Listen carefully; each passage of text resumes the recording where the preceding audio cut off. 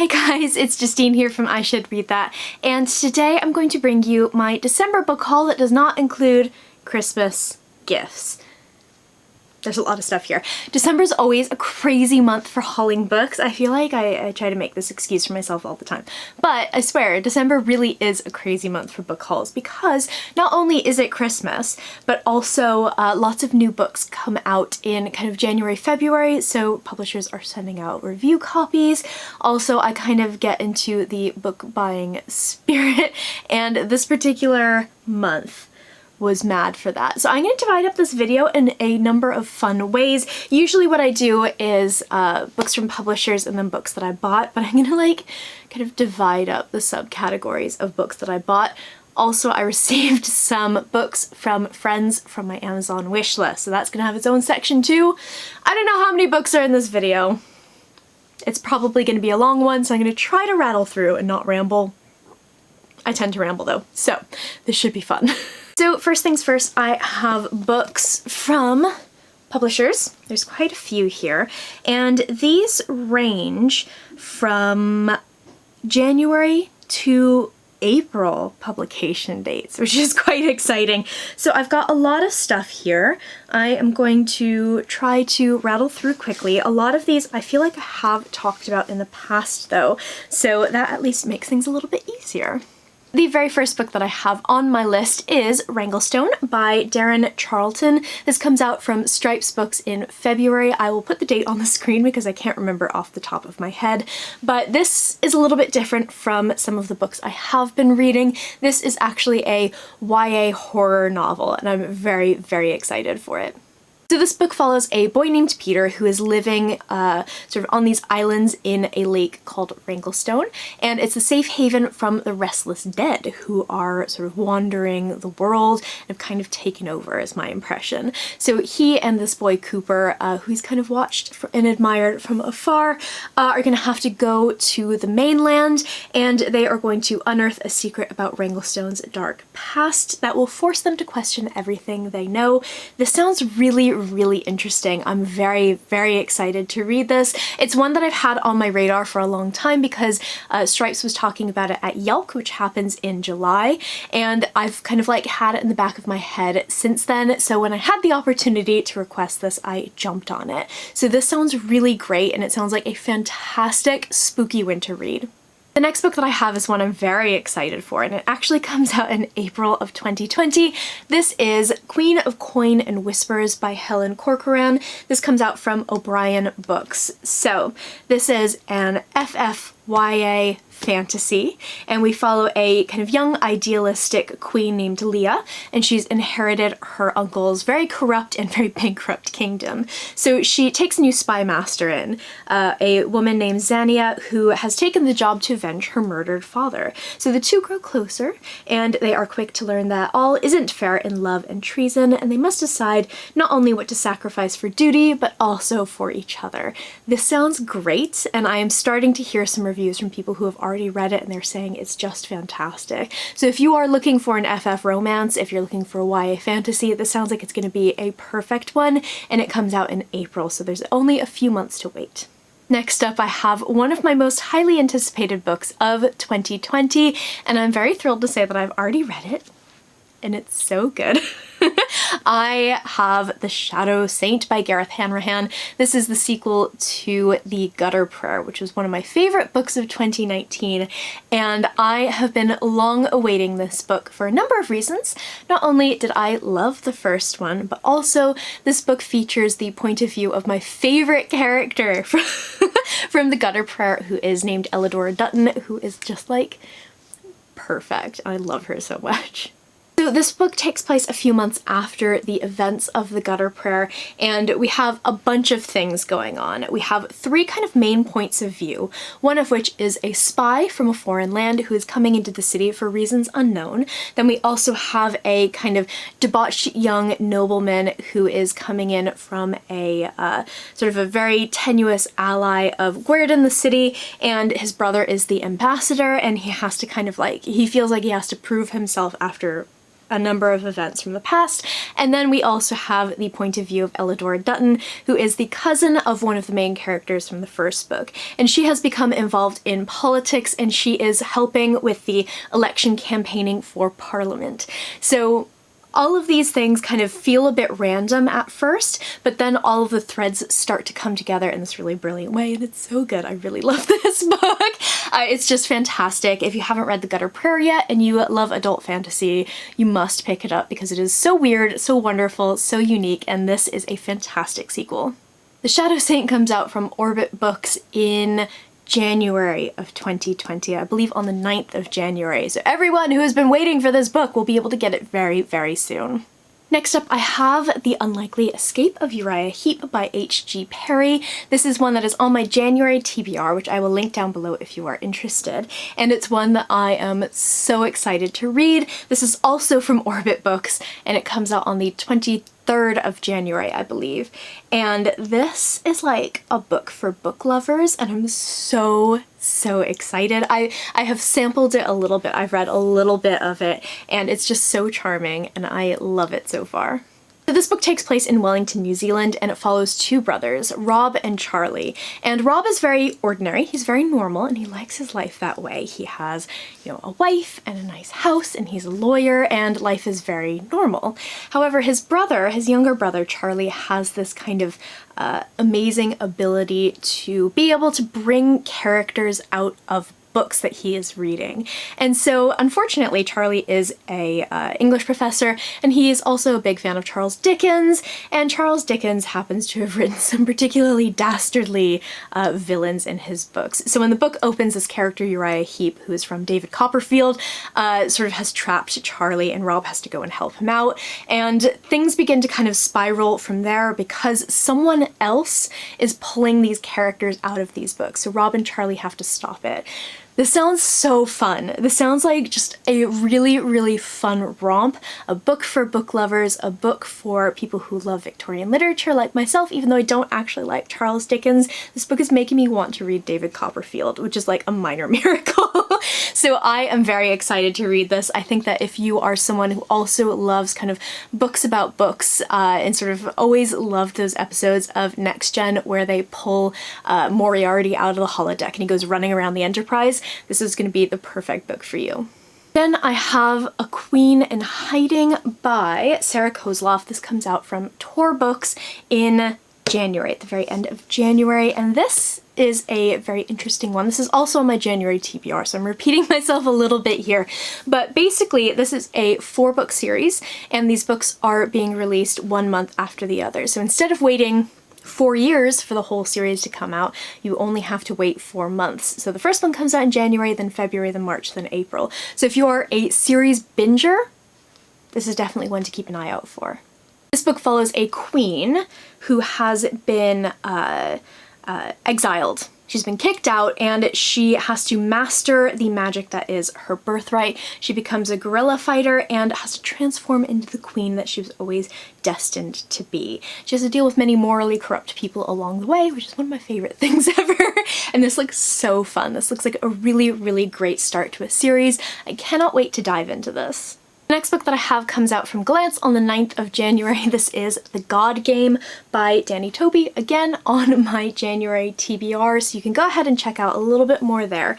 But this is basically a video game book, and the game, The God Game, is a virtual reality game in which the stakes are incredibly high, in that if you die in the game, you die in real life. And the two people who are playing this game begin to see kind of shadowy figures stalking them, and they have to figure out what is going on, and they have to finish the game. This sounds super, super fun. It is apparently really fast-paced and a thriller as well, and it sounds like the perfect kind of palate cleanser for a lot of the stuff that I have been reading lately, because this is very different from a lot of the fantasy that I have been consuming in December and over Christmas. And the very last book that I have from publishers is one I'm very excited for. It comes out in March, so we've got a little bit of time. This is one I think is going to be fantastic. This is Thorn by Intisar Kahani. This is a book that is inspired by the fairy tale The Goose Girl. So this book follows a girl named Princess Ilara, and she has never enjoyed kind of the security and power of her rank as princess. Her family are particularly cruel, and she has sort of spent her life in the shadows, and she's being forced to marry a foreign prince. So she embarks on a journey to meet her betrothed with little hope for a better future. However, powerful men have powerful enemies, and so does Ilara. So she's betrayed during a magical attack, and her identity is switched with another woman. So it's the first time in her life that she has ever had a choice. So she is going to have to choose between starting a new life for herself or fighting for a prince she has never met. So this sounds great. It not only has the most beautiful cover, I think that this is going to be a really fantastic kind of dark fairy tale, and I just dropped the paper, but there's a note from the author on the back of this. She said, "While I was writing Thorn, I found myself frustrated with the plethora of heroines for young people who invariably knew that they were the chosen one, or discovered that they had a magical heritage, or gained awesome ninja warrior skills in the space of a week. To be perfectly frank, if that's what it takes to save ourselves, then none of us have any hope. I wanted to write a story where a girl overcomes seemingly impossible odds simply by finding her own inner strength and being true to what she believes despite the risks." So this sounds wonderful. This sounds like the exact kind of thing that I am looking for in YA. This sounds great. I am probably not going to read this month, but it'll probably be a February or March read for me, and I'm very, very excited.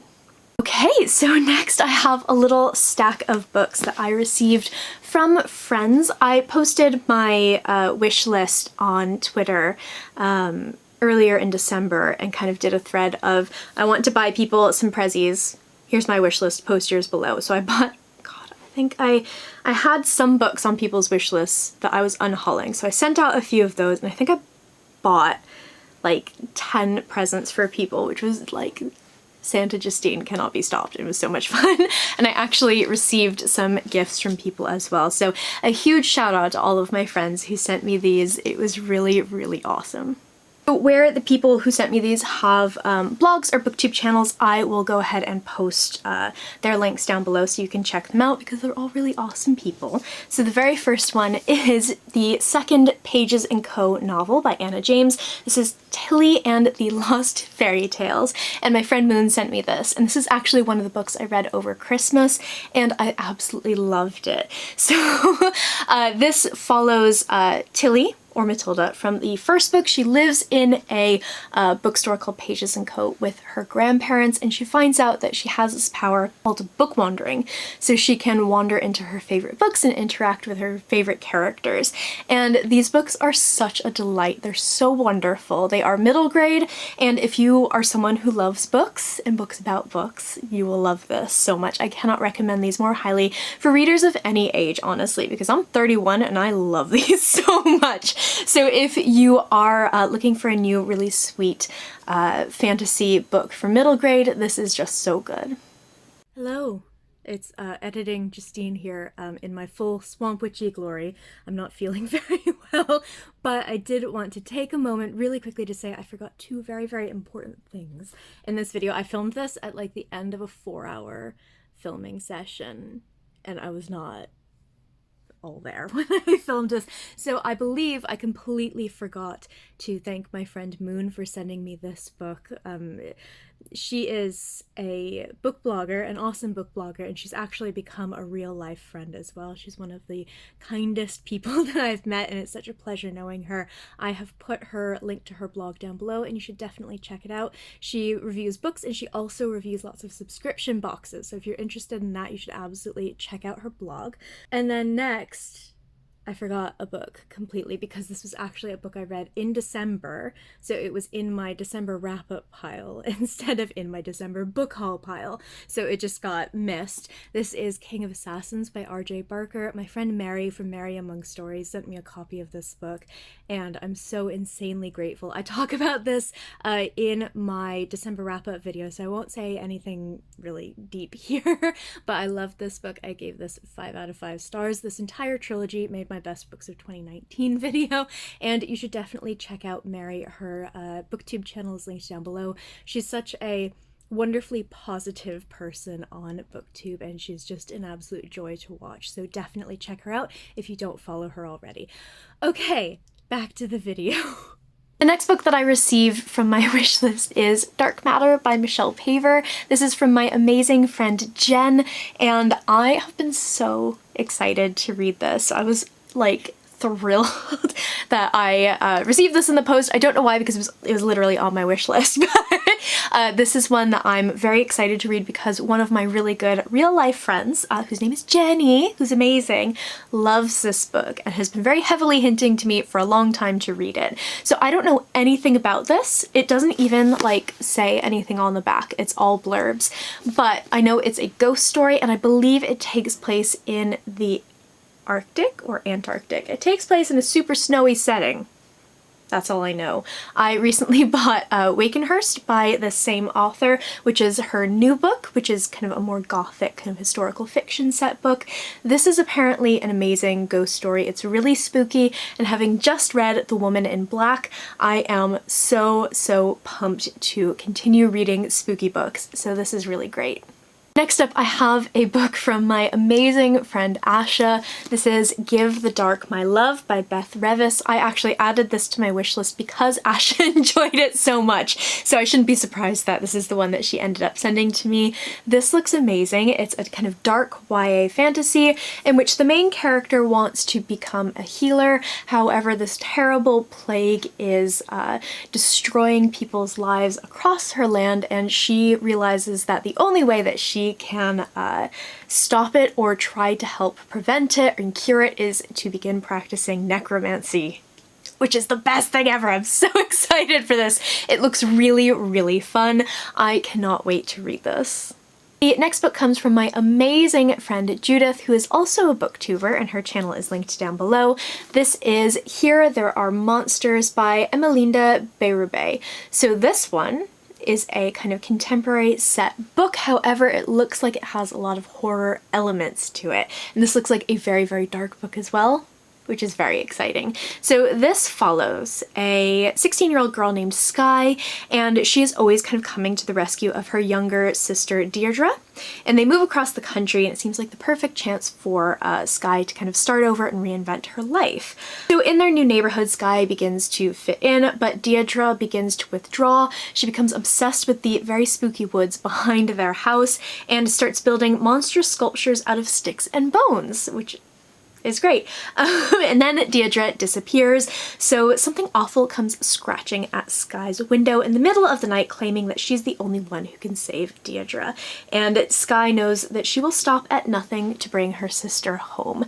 This sounds super spooky. It sounds really great. I'm so excited to read this, and I am obsessed with this cover. It's very True Detective. So this is one I'm very much looking forward to. This seems like it'll be a really good kind of spring or summer read.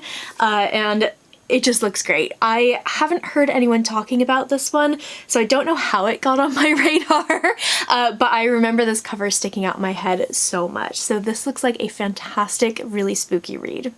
So my very last book that I have from my wish list is from a friend on Twitter who actually doesn't have their name listed on Twitter, but this is one that I'm really excited to read. Really excited for, and might read it tonight because it's the 31st of December and I can up my Goodreads by just that much.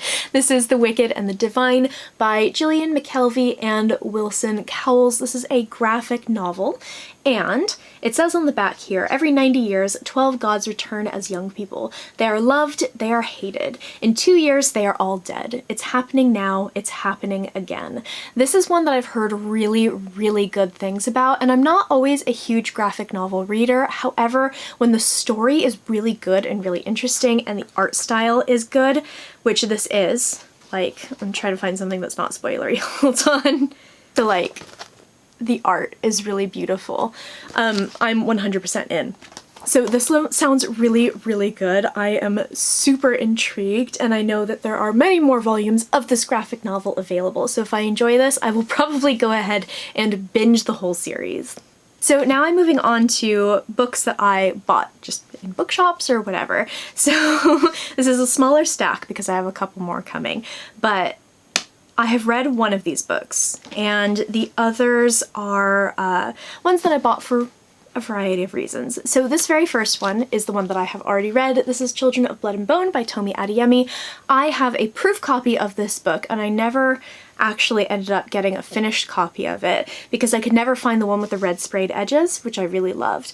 And this was originally paperbacked. I didn't realize that they came out with a hardcover of this one. So I decided to go ahead and pick it up because I did end up getting sent a copy of the second book, which is Children of Virtue and Vengeance, which came out in December. And I don't often reread, but as I've said in my New Year's resolutions video, I am planning on rereading a few things, and this is one of them. So you probably know what Children of Blood and Bone is about because the hype was insane for this book, but it follows a girl named Zaylee, and she is trying to bring magic back to her land after her people were conquered and magic was kind of wiped out. So she meets a couple of other people along the way on her journey, and it's a really fantastic book. I really loved this, and I kind of forgot how much I loved it because the author said mostly one really silly thing, and it kind of dampened my love a little bit. But getting Children of Virtue and Vengeance made me really excited to get back into this world because it does end with a huge cliffhanger, and we've been waiting for the second book for a long time. So I think I'm going to go ahead and reread this whenever I can. It's not going to be a huge top priority for me to reread, but I would like to get to this soon and then read the second book. The next book that I have is Moroni, and this is by L.L. McNeil. She is an independent author and someone whose books I have really wanted to read for a long time because we are friendly on Twitter. So I went ahead and I bought one of her books just before Christmas, and I'm super, super excited. This is a fantasy book. I believe it's a YA fantasy book, and it follows a girl named Moroni, and her life is thrown into turmoil after she is publicly arrested. Her city is destroyed, and she narrowly escapes the chaos on a sky pirate's ship. But she finds no salvation outside the blackened city walls. A vigilante from an exiled race has left a trail of destruction everywhere his growing army travels. With compulsion at his fingertips, he strengthens his hold over Linaria's people by stealing the power of dragons. It's only a matter of time before she too is forced to submit. This sounds really, really great. I'm so excited for this. My friend Judith, who I mentioned earlier, has read, I think, at least the first two of these books and really enjoys them. So this is one I'm very, very excited to dive into. Then I hit the buy one get one half price table at Waterstones. It happens. I have the stupid stickers on here. These stickers drive me absolutely crazy. This first book, once I get the sticker off, is The Last by Hannah Jameson. So this is one I'm very, very interested in because it seems to kind of mush multiple genres together, and they're all things that I really enjoy. So, it says on the back, the world has ended in nuclear war. You and 19 other survivors hole up in an isolated Swiss hotel. You wait, you survive. Then you find the body. One of your number has blood on their hands. The race is on to find the killer before the killer finds you. So we got isolated murder mystery plus like nuclear holocaust. This sounds great. This sounds really, really interesting, and I'm very intrigued by this. I've been hearing really good things about this one. I think it's something I will really enjoy. So, super intrigued. I don't know anyone who's read this yet, so if you have, let me know. But this is one I think I'm going to try to shoehorn in January or February because it sounds super fun and like the right time of year for this. Next, I have A Pinch of Magic by Michelle Harrison. This is a book that was recommended to me by a friend, and I'm super, super excited. This is another middle grade fantasy book, and it's super vague on the back, which I'm very, very excited about. So, this follows three sisters who are trapped by an ancient curse. They're three magical objects with the power to change their fate.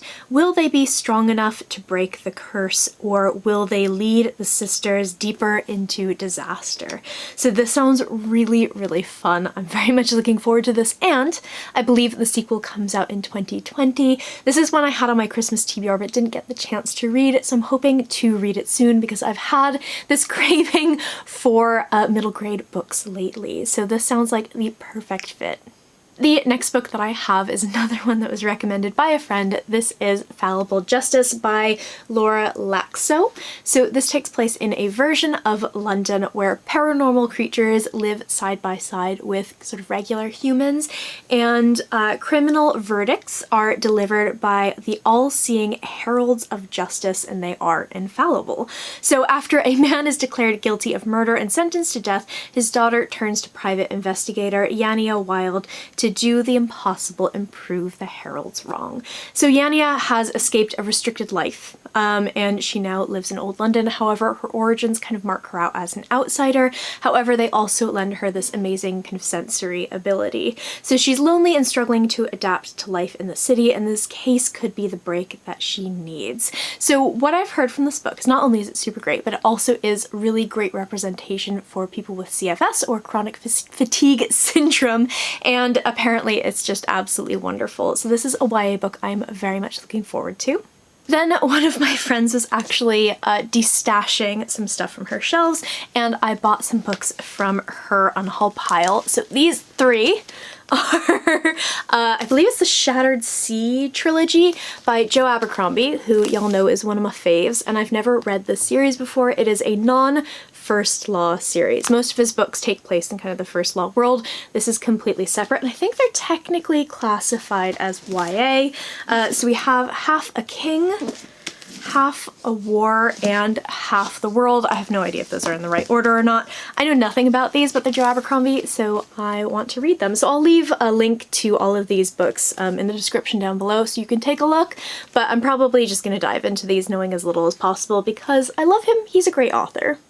And last but not least, I have 4 books here.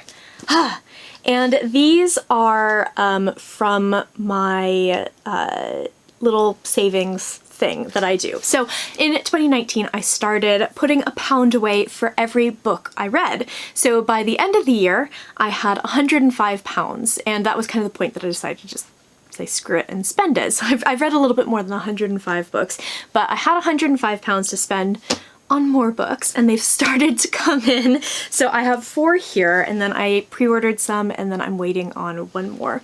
So the first one is A Spark of White Fire by Sangu Mandana. This is the first book in the Celestial trilogy, and this is one that was actually recommended by my friend Nandini way back in August, I think. I was asking for books that involve sentient spaceships, and she recommended this one. So I don't know a huge amount about it, although I know that it has a sentient spaceship in it. So this is one I'm going to dive into knowing as little as possible. It is YA sci-fi. I love this cover so much, and I actually, after she recommended it to me, I started seeing it everywhere. So I've heard great things about this one, but I don't know a huge amount about it. So I'm going to keep myself in the dark a little bit and go ahead and dive into this soon. I'd really like to read this soon. Then I have The Bone Houses by Emily Lloyd Jones. The cover's meant to be a little bit more black than this. This just happens to be a really dusty version, which doesn't bother me a huge amount. But this is one that is a book that I don't think has actually been published in the UK. So this is an American edition. And I believe it follows a character, Rin, who is a gravedigger, which is kind of weird and wonderful. So she and her siblings have been scraping together a meager existence as gravediggers in a remote village in Colburn, which sits at the foot of a harsh and deadly mountain range. So the problem with being a gravedigger in this particular town is that the dead don't always stay dead. The risen corpses are known as bone houses, and legend says that they're the result of an old curse. So this sounds really fun. This sounds really kind of morbid and intriguing, and I don't think I've heard anything about this. I think it was a Owl Crate book recently, maybe, because I remember seeing the cover, I looked it up and was like, I need that, and then I put it on my list of books to buy for this kind of savings thing and never looked at it again. So this is one, again, I don't know a huge amount about, but looks really interesting. I love the idea and the concept of this. Has a little bit of fae in it, which is not usually my favorite thing, but it looks like it's more about kind of other things and not fae. So this looks like a really fantastic read. The next book that I have is one that was a recommendation from my friend Moon, who got me the Pages & Co. book. This is Gods of Jade and Shadow by Silvia Moreno Garcia. I don't really know a huge amount about this one either. It's just me, this is the thing that I like to do. But I have heard amazing things about this book. So I believe it's set in kind of like the 1920s sort of jazz age, and it is passing Cassiopeia tune by. She's busy scrubbing floors of her wealthy grandfather's house to do more than dream of a life far from her dusty little town in southern Mexico, a life she can call her own. So one day she opens a curious chest in her grandfather's room and accidentally frees an ancient Mayan god of death. He offers her a deal. She can help him recover his throne from his treacherous brother, and he will grant her whatever she desires. Success will make her every dream come true, but failure will see her lost forever.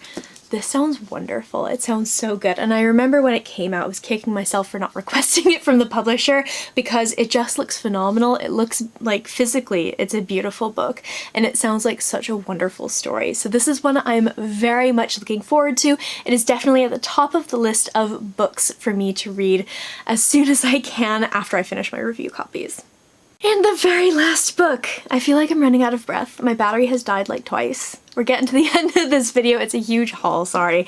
The last book is one I'm very, very excited for. This is Priest of Lies by Peter McLean. This is a book I am super excited to read because it is the sequel to, spoiler alert, one of my top books of 2019. I loved Priest of Bones so, so much. So this is one I'm not gonna go into what it's about because spoilers, but this is a grimdark book and it follows a character named Thomas Piety who has returned from war to his city where he was basically a gangster, and he discovers that his businesses have been taken over, so he takes them back. It's super fun, it's super gory, it's super grimdark. Not recommended for people who are new to grimdark, but if you enjoy the genre, it's definitely one you should pick up. I'm super excited to read this. He is a lovely person, which is the reason I picked up the first book in the first place, and a fantastic writer. So this is one I cannot wait to read. I must read it soon. That is it. I haven't bothered to count how many books that is, but that's a lot of books. This is the reason why I am going to be tackling my TBR in 2020. It's one of my big goals. This is ridiculous, like, but whatever. I like books. So it's gonna be a while before I can read this giant stack down, but I'm very excited to read all of these books, the ones that I haven't read yet, and rereading some of them. So in the comments below, I would love to hear what you hauled in the month of December, if any of these books are on your TBR, if they're ones you've already read, or they kind of strike your fancy. I post bookish content to this channel fairly frequently, so go ahead and hit subscribe, check back soon, and I will see you next time.